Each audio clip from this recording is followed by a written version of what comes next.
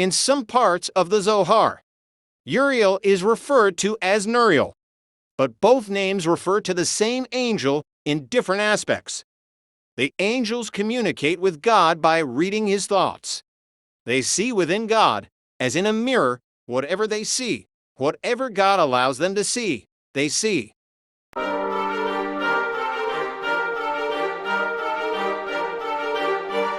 The name of the angel. Uriel is not found in the Canonical and Deuterocanonical Bible, but it appears in the book of 1 Enoch 9-1 and in various Jewish literature. According to Midrash Rabbah Numbers 10, Uriel is one of the 4 angels placed by God around his throne. In Kabbalah, these presence angels are identified with the 4 sacred creatures seen by Ezekiel in his vision. In the Merkabah, Uriel is associated with the image of an eagle and sometimes a lion. These 4 angels illuminate the 4 winds of heaven, and the most perfect light, found in the west, belongs to Uriel. Zohar 1:6b suggests that Uriel had a special role related to sacrifices. During the time of the first temple in Jerusalem, the altar, called Uriel in Isaiah 29:1-2, was named after Uriel, who appeared in the form of a lion to crouch on the altar and consume the offerings. His presence reassured the priests and children of Israel that their sacrifices were accepted with his aid. Uriel's appearance in the altar's flames led to a change of heart and repentance in those who witnessed it.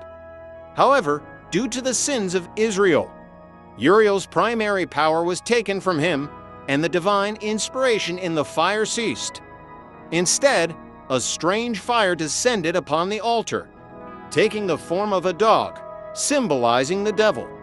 In some parts of the Zohar, Uriel is referred to as Uriel, but both names refer to the same angel in different aspects.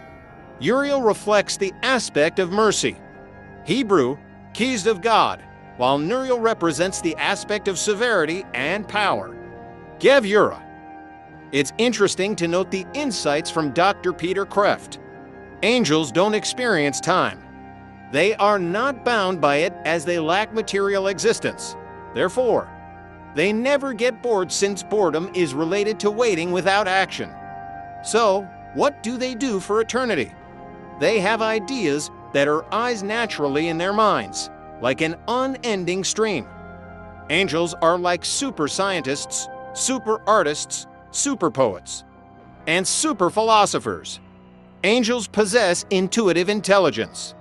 They just know and contemplate what they know. God, themselves, fellow angels, and us, individuals.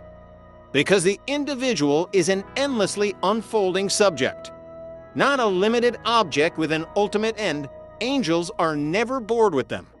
We are not boring to them either. The only thing that is never boring is the individual, as the individual is never ending. Angels also love because love always follows knowledge. This is will love, not feeling love. Angels know, and therefore love God, themselves, others, and us.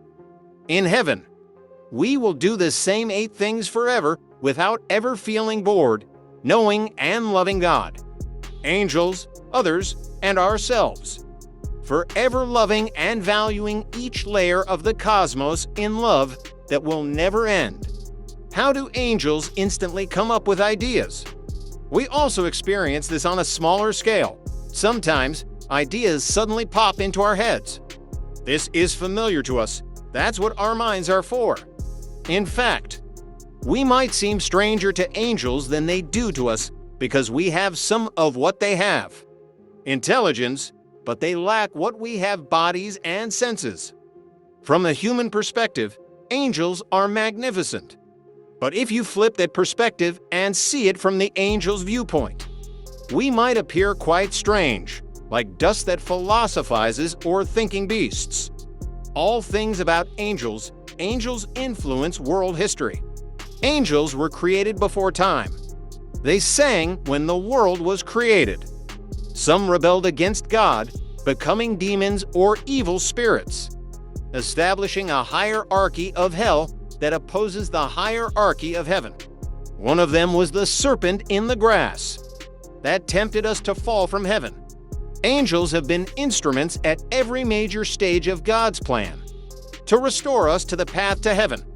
Angels surrounded the life of Abraham, God's first chosen people.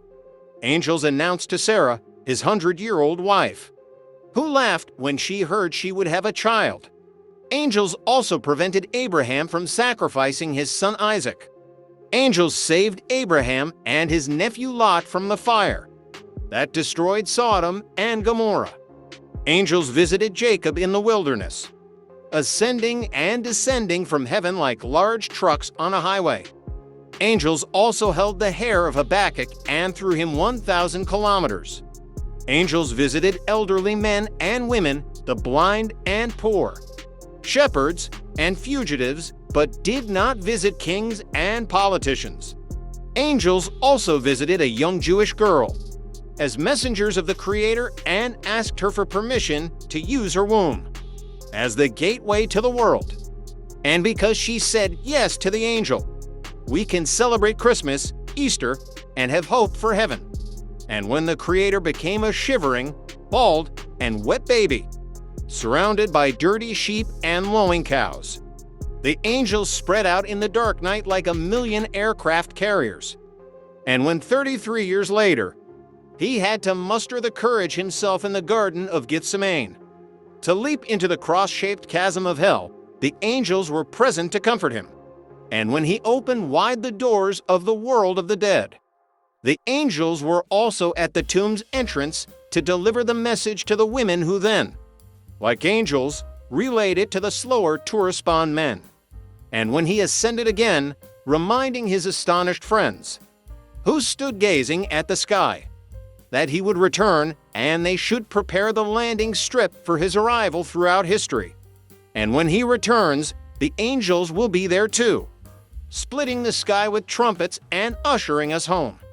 When Abba Father instructs us to put away our toys, just as they sang when time began, they will also sing when time ends. As the horizon of heaven folds back like the last page of a book, the angels communicate with God by reading His thoughts. They see within God, as in a mirror, whatever they see. Whatever God allows them to see, they see. They directly see it. God informs them about everything they need to know about what is happening in the world. They do not know it because of their senses. If we see God because the world reflects Him, like an artist is reflected in their work, angels see the world reflected in the thoughts of God. Somewhat like when we listen to a story and can imagine the events narrated by the author. This is a reference from Dr. Peter Kreeft to enhance literacy about the world of angels.